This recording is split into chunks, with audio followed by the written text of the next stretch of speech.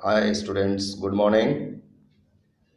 आज मैं आप लोगों को लोकतांत्रिक में सत्ता की साझेदारी का प्रथम पाठ पढ़ाऊंगा। आप उसे अच्छी तरह से समझेंगे और ध्यानपूर्वक सुनेंगे। सत्ता की साझेदारी। Look at this side.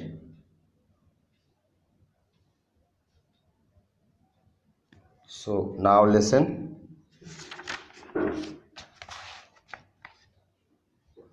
सत्ता की साझेदारी। सत्ता की साझेदारी क्या है? किसी देश में शासन करने की शक्ति का समाज के लोग या समाज के अलग अलग समुदायों, वर्गों या लोगों में बंटवारा ही सत्ता की साझेदारी कहलाता है। एक समाज में विभिन्न प्रकार के जाति के लोग, विभिन्न तबके के लोगों का बंटवारा ही सत्ता की साझेदारी कहलाता है। अब सत्ता की साझेदारी में सबसे पहले हम पढ़ेंगे बेल्जियम और श्रीलंका। तो बेल्जियम और श्रीलंका में क्या था? बेल्जियम और श्रीलंका में क्या था कि बेल्जियम यूरोप का एक छोटा सा देश है। यूरोप का एक छोटा देश है। देखिए आप, ये किताब है, एक ये पेज पढ़ने में पढ़ूंगा और समझाऊंगा आपको। उसके बाद दूसरा पेज, कुछ ही पेज पढ़ पाऊंगा आज, क्योंकि वीडियो लंबी हो जाती है तो प्रॉब्लम हो जाती है नेटवर्क में। इस वजह से मैं आज दो पार्टों में बांट करके आपको पढ़ाऊंगा इसको। तो बेल्जियम और श्रीलंका। बेल्जियम यूरोप का एक छोटा सा देश है। क्षेत्रफल में हमारे हरियाणा राज्य से भी छोटा है। इसकी सीमाएं फ्रांस, नीदरलैंड, जर्मनी और लक्समबर्ग से लगती है। इसकी आबादी 1 करोड़ से थोड़ी अधिक है, यानी हरियाणा की आबादी से करीब आधी।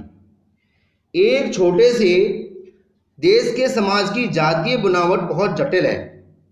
देश की कुल आबादी का 59% हिस्सा फ्लैमिश इलाके में रहता है और डच बोलता है।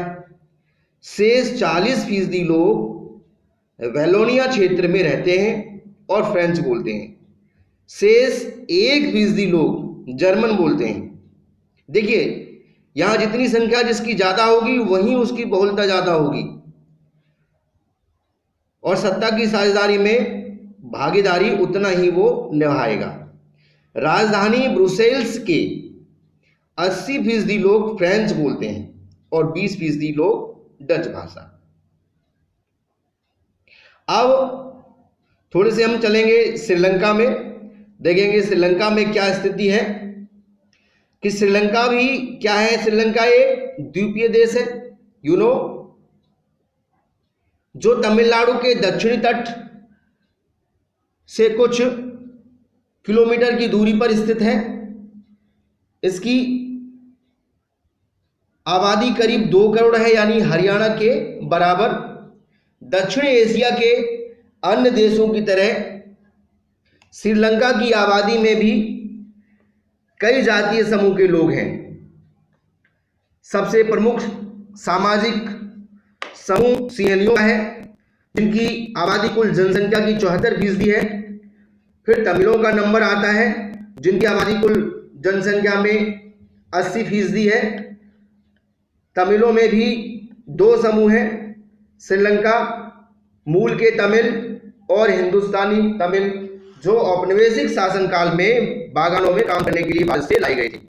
यह अंडरलाइन किया हुआ है, तो आप देखेंगे इसको और पढ़ेंगे। मेन पॉइंट से एकदम साफ रहता है, इसलिए बुक की पढ़ाई बहुत जरूरी है। अब क्या है कि श्रीलंका में बहुसंख्यकवाद कैसे हुआ, क्योंकि आपने अभी अभी पढ़ा, थोड़ी देर पहले मैंने भी बताया श्रीलंका के बारे में कि सिएलियों की संख्या 74%, तमिलों की संख्या 18%, बाकी सब, और जिसमें कि तमिल भी दो में विभाजित, एक तो श्रीलंकाई मूल और दूसरा हिंदुस्तानी तमिल। तो अब श्रीलंका में बहुसंख्यकवाद कैसे फैला? सन यू नो दैट कि सन 1948 में श्रीलंका शासन समुदाय के नेताओं ने अपनी बहुसंख्या के बल पर शासन पर प्रभुत्व जमाना चाहा। इस वजह से लोकतांत्रिक रूप से निर्वाचित सरकार ने सिंहली समुदाय की प्रभुत्व कायम करने के लिए अपनी बहुसंख्यक परिस्थिति के तहत कई कदम उठाए, क्योंकि सिंहलियों की संख्या 74% थी, इसलिए वहां बहुलवाद कौन बने? सिंहली बने।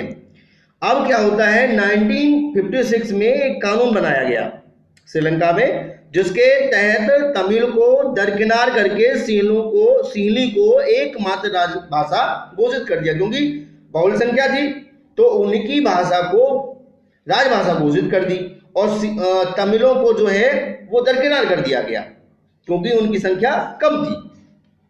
अब सिंहलियों को प्राथमिकता देने की नीति भी चली, प्रावधान भी बौद्ध मत को संरक्षण और बढ़ावा देगी। अब क्या है कि एक एक करके अन्य सरकारी फैसलों ने श्रीलंकाई तमिलों की नाराजगी और शासन को लेकर उनमें बेगानापन बढ़ता ही चला गया, क्योंकि संख्या उनकी अधिक थी। अब उनके साथ क्या हो रहा है? तमिलों के साथ भेदभाव होता रहा, उनकी हितों की अनदेखी की जा रही थी। परिणाम स्वरूप क्या हुआ कि तमिल और सिंहली समुदाय के संबंध आपस में बिगड़ते चले गए। ये देखिए, श्रीलंका के जातीय समुदाय सिंहली है, श्रीलंकाई तमिल है, भारत तमिल है, मलयालम है। तो ये श्रीलंका के मैप है। अब देखिएगा यहाँ पर, और नेक्स्ट हेडिंग में पढ़ेंगे कि तमिलों ने अपनी राजनीतिक पार्टियां बनाई। जो तमिल छोटी कम संख्या में थे, वो उन्होंने अब क्या किया, उन्होंने राजनीतिक पार्टी बनाई और तमिल को राजभाषा बनाने, क्षेत्रीय स्वायत्तता हासिल करने तथा शिक्षा और रोजगार में समान की मांग को लेकर संघर्ष किया। 1980 के दशक तक उत्तरी पूर्वी श्रीलंका में स्वतंत्रता तमिल इलम मीन्स होता है सरकार बनाने की मांग को लेकर अनेक राजनीतिक संगठन बनने लगे। लोग राजनीतिक संगठन बनाने लगेंगे तो क्या हुआ, वहां क्या हुआ, गृह युद्ध छिड़ गया।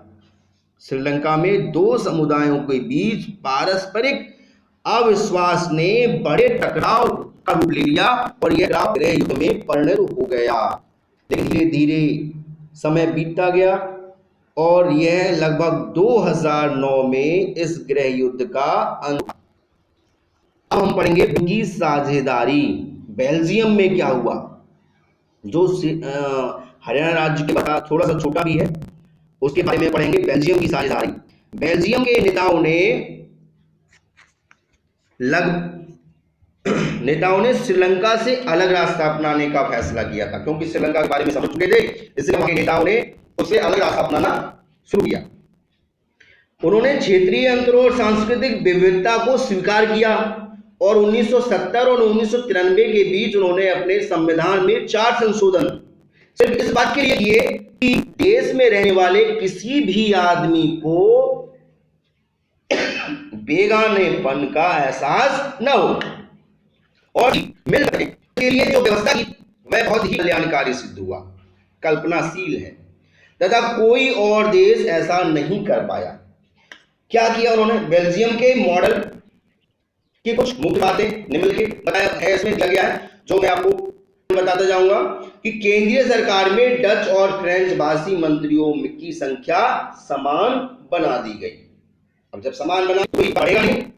ऐसे राज्य सरकारें केंद्रीय सरकार के अधीन नहीं थी, यानी केंद्र सरकार के अधीन राज्य सरकार नहीं थी। दूसरे अलग सरकार है और इसमें दोनों समुदाय का समान प्रतिनिधित्व है। समान प्रतिनिधित्व का मतलब है दोनों का एक सही रूप में हुआ, तो लड़ने की बात नहीं है। तो अब जो हुआ था यहां पर बेल्जियम में कि बेल्जियम का मॉडल को जटिल लग सकता है, निश्चित रूप से यह जटिल है खुद बेल्जियम में रहने वाले के लिए, पर यह व्यवस्था सफल रही। जटिल तो था, जहां नियम कठोर होते हैं वहां की जनता खुश रहती है। क्यों? क्योंकि वहां सारी फैसिलिटी मिलती है और बराबर पार्टों में के पास अगर शासन चला जाएगा तो वो क्या बन जाएगा, तानाशाह। और तानाशाह बनेगा तो वो अपनी अपनी करेगा। इसलिए यहाँ साझेदारी का मतलब है अलग सत्ता का बंटवारा जो है विभिन्न प्रकार के तबकों में बिना। अब यहाँ कोई गृह युद्ध की आशंका नहीं हुई लाइक श्रीलंका की तरह, क्योंकि दो पार्टों में बांट दिया गया था, दो बहुल क्षेत्रों में, तो यहाँ किसी की नेता नहीं थी, तो कोई आंदोलन नहीं कर रहा था। तो बेल्जियम और श्रीलंका की इन कथाओं से हमें क्या शिक्षा मिलती है कि दोनों ही फिर भी सत्ता में साझेदारी के सवाल को उन्होंने अलग अलग ढंग से निपटाने की कोशिश की। बेल्जियम के नेताओं को लगा कि देश की एकता संभव है। इस एहसास के चलते दोनों पक्ष सत्ता में साझेदारी करने पर सहमत हुए और श्रीलंका में ठीक उल्टा रास्ता अपनाया गया। यह पता चलता है कि अगर बहुसंख्यक समुदाय दूसरों पर प्रभुत्व कायम करने और सत्ता में कोई हिस्सेदार न बनाने का फैसला करता है तो इसे देश की एकता ही संकट में पड़ सकती है। अर्थात सत्ता का बंटवारा, सत्ता की साझेदारी बहुत ही जरूरी है। आगे मैं कल पढ़ाऊंगा क्योंकि होगी। So students, next tomorrow, okay, good bye.